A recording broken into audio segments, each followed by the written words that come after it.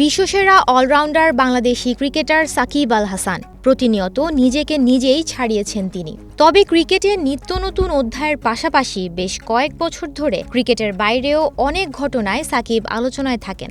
সম্প্রতি সময়টা একটু বেশি খারাপ যাচ্ছে এই অলরাউন্ডারের। আওয়ামী লীগের সাবেক এমপি তিনি।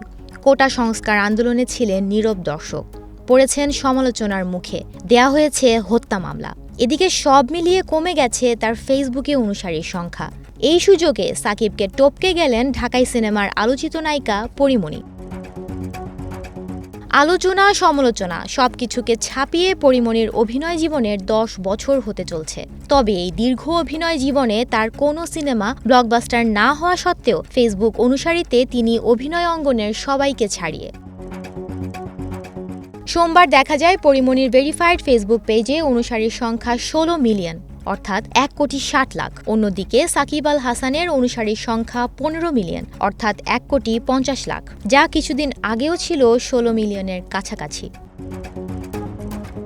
চলমান রাজনৈতিক পরিস্থিতিতে বাতাসের গতিতে অনুসারী কমেছে অলরাউন্ডারের।